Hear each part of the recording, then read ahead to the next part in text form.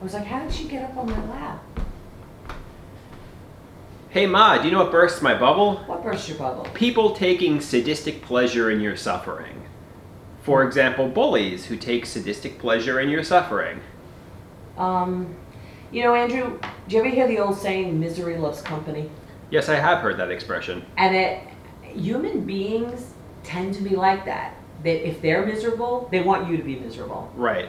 That's just human nature. Is that human nature, or It is that just like a narcissist sociopath? No, that is human nature. Who just likes hurting people. I mean, I think there are some really good people that aren't antisocial, that actually like helping people, that actually. Oh, absolutely. I'm not saying... I don't. And actually, there are. I remember you saying many years ago how some people like to see you fail.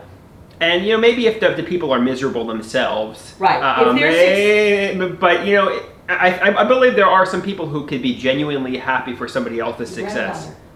There are some people that can see somebody get a large promotion and not be jealous. Right. There are people like that. Right, yes, absolutely. Right, absolutely. So I know you were trying to. So with that said. There are people who actually could be genuinely happy about people's success. But sometimes good things happen to bad people, and some bad people could get really successful and they could use their power to hurt others and be sadistic bullies. However, other times, bad things could happen to good people, which is very unfortunate too.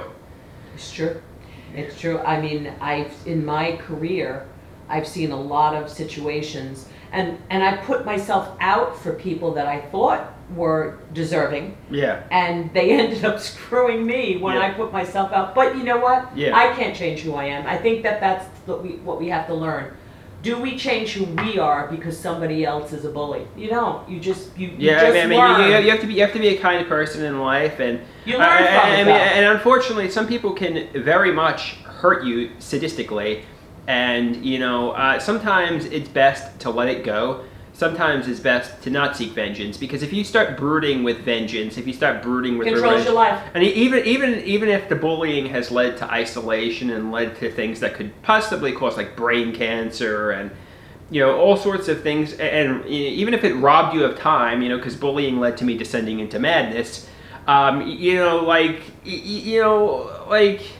But it's come back with determination and motivate yourself to succeed, but don't come back with a vengeance. But let's say I have a rags to riches transformation, and I get extremely successful from being determined, and then I get a cancer diagnosis. I'll be very angry because I feel like I'm going to be 36 years old in just a few days. I feel like I've lived tremendous pain and suffering, and I'm hoping I'm going to have the rags to riches transformation, and I'm going to. It takes work, though. It takes work. Yeah. So with that said, I'm hoping happier days are on the horizon, sunnier days are on the horizon, and the best days are yet to come. But with that said, if I get a cancer diagnosis when my life finally turns around, I'm going to be pretty upset about that.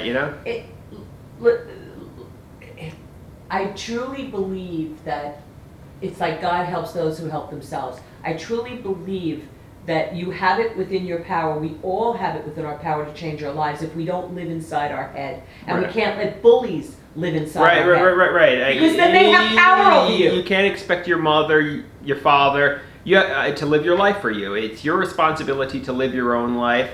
Understand your own life. And if you let other people control you, you're just going to get a life full of things they want for you, not a life full of things you want for yourself. So ultimately you have to live your own life and make yourself successful, and not be anxious and agoraphobic, posting on social media hoping to be the next movie star, because that's pouring your life down the drain. And you can, and you have all of the talents, all of the smarts to do that. You just have to focus. Right. And get out of solitude, live in the real world, amongst people, because like Dr. Garrett says, socialization, human interaction, self-esteem, friendship, financial independence is more effective than any antipsychotic. It's more effective in your recovery than any clonazepam. Ultimately, but you have to do that. Right. It's like restless leg syndrome. If you sit all day, you're gonna have irritable legs. The best cure for restless leg syndrome is not medication; it's walking. And that is What it is. What it is.